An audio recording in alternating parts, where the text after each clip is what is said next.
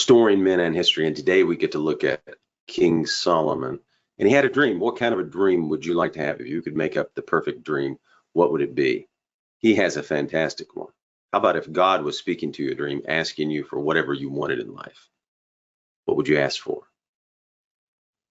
What did Solomon ask for before he wrote the Proverbs to pass down wisdom? Let's take a look. Kings. Now Solomon loved the Lord, walking in the statutes of his father David, except that he was sacrificing and burning incense on the high places, and the king went to Gibeon to sacrifice there, because that was the great high place. Solomon offered 1,000 burnt offerings on that altar. In Gibeon, the Lord appeared to Solomon. This is fantastic. Listen to this. In Gibeon, the Lord appeared to Solomon in a dream at night. And God said, ask what you wish me to give you. How would you like to have that? In a dream, God come to you and ask you for whatever you wanted. What would you ask for? Would you ask for incredible wealth, incredible talents, to be famous, for mansions? What would you ask for? To win the lottery? What? For incredible boxing ability, fighting ability? What would you ask for? What did Solomon ask for? Did he ask for massive mansions, incredible wealth, perfect health? Did he ask to live forever so he could be God? He could ask for anything he wanted. What does he ask for? Here it is. Let's read it. If you think it's important to build better, stronger men for society, we would truly appreciate it if you would hit that subscribe button right now and help us build better, stronger men. Then Solomon said, 6, you have shown great faithfulness to your servant David, my father, according as he walked before you in truth, righteousness, and uprightness of heart toward you. And you have observed for him this great faithfulness, that you have given him a son to sit on the throne, on his throne, as it is this day. And now, Lord my God, you have made your servant king in place of my father. Yet watch this humility. Yet I am like a little boy. I do not know how to go out or come in. Now that's real humility, right? He's talking to God, saying he doesn't even know how to go in and come out. 8, and your servant is in the midst of your people whom you have chosen, a great people who are too many to be numbered or counted. So this is a great responsibility, right? He knows it's a great responsibility. Too many to be counted or numbered. Now watch what he asks, and this is just fantastic. Here's the point. How many people would ask for what he asked for? You're talking to God. You can ask for anything you want in the world, and here's what he asked for. 9, so give your servant an understanding heart to judge your people, to discern between good and evil. For who is capable of judging this great people of yours? You see what he did there? And notice he acknowledges that there's good and evil in the world, right? He wants to be able to discern it. Why? Because you'd be a pretty great ruler and leader if you knew who was good and evil, right? And you could protect your people from good and evil, within and without, right? If you knew who within was evil and who within was good and who was in, you'd be pretty wise, right? And wisdom would make a great ruler, right? So he asked for this. He was worried about how to judge the people, justice, right? How to discern between good and evil. That's a great thing to ask for if you're a ruler, right? Or anyone, really. Could have asked for anything, but he wants to be able to judge the people and rule them. How many leaders in Washington would ask for that? How many people would ask for wisdom over wealth, wisdom over power, wisdom over status, wisdom over position or title? How many people in Washington and Congress would ask for that today? They probably need it. How much in debt are we? Let's go back. He was already walking, though. What allowed him to ask for that? In other words, he had enough wisdom and humility to ask for that. So where in his life did that come from? Came from a great father, King David, right? A man after the Lord's own heart, right? So King David was a man after the Lord's own heart, and he instructed his son. You can do that with your sons. His father had brought him up the right way. The warrior King David, a great warrior, great stories. We'll get into King David sometime because he was a great warrior with his mighty men and all. That's pretty interesting for men. And it's pretty important what you say on your deathbed. So what would you say to your son or your friend on your deathbed? Probably would be pretty important, right? So here's what he tells in Kings 2 to Solomon. King David is instructing his son. Actually, he's commanding his son. And here's the command he gives his son. So this is the preface to why Solomon was able to ask for that in a dream. He already had this from King David. As David's time to die drew near, he commanded his son Solomon, saying, I'm going the way of all the earth. So be strong and prove yourself a man. Let's read that again. So be strong and prove yourself a man. He's very direct and tells him what he is. He doesn't confuse him like today many fathers and mothers do, and people and doctors and whatever. He doesn't say, oh, I don't know. Come over here, Solomon. Let me look. Maybe you ought to put on a dress, try it out. Maybe you're a girl. I don't know. Maybe you can become a woman. Maybe you can become a queen. He doesn't say that. You're going to be strong and be a man. Okay? Clear distinction, which boys need, right? Boys need to be made into men. We've talked about that. Direction, not confusion, comes from his father. He knows what he's supposed to be. Strong and a man. Be a man. Tells him here, be a man. Do your duty to the Lord your God, to walk in his ways. To what? To keep his statutes. What else? His commandments, his ordinances, his testimonies. According to what? According to what is written in the law of Moses, so that you may what? Succeed in all you do and wherever you turn. That's pretty strong, right?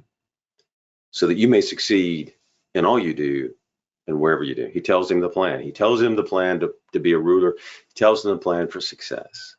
He's given him the keys to the kingdom, so that the Lord may fulfill his promise, which he spoke regarding me, saying, if your sons are careful about their way, to walk before me in truth. How many people, by the way, are walking in truth today?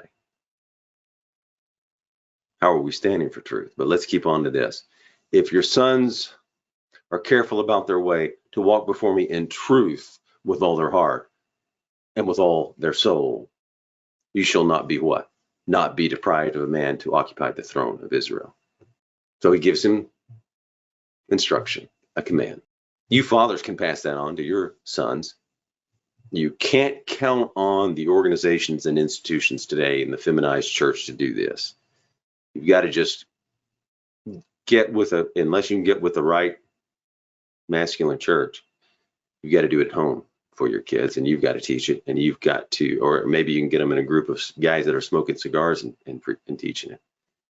Whatever the case, you've got to do it and find a way to teach it and do that for yourself as well. So the father David, as he was king, now get this, men, ready? You all probably believe you're very busy, and you probably are. King David was a king. He was ruling, and he took the time to instruct his son in what? The ways of the Lord. He took the time, which means anybody can, right? He was the king, right, and everything. Pretty busy, right? So David is a model. He was the man after the Lord's own heart. He is the model for men. And how he instructs his son as well, because on his dying bed, he gives him the proper instructions, right? And obviously he has through life.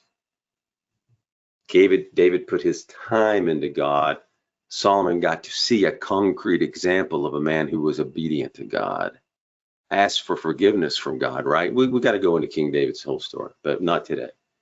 But he was obedient and then asked for forgiveness when he made mistakes, right?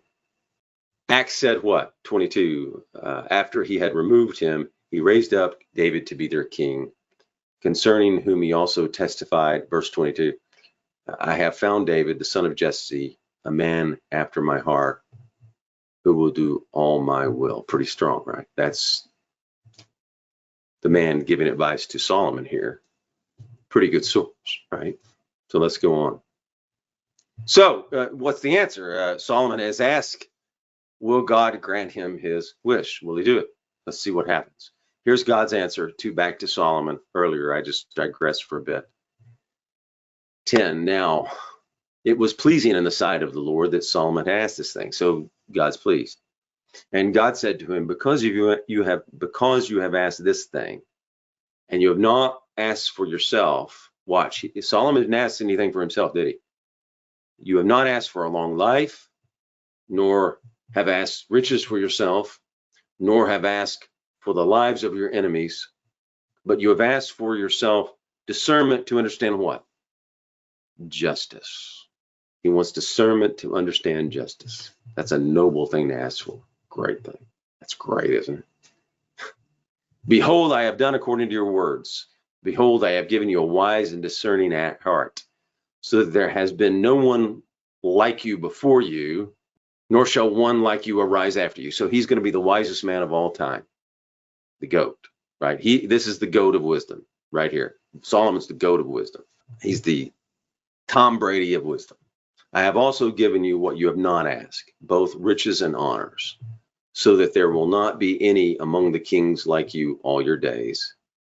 And if you walk in my ways, keeping my statutes and commandments, as your father David walked, then I will prolong your days.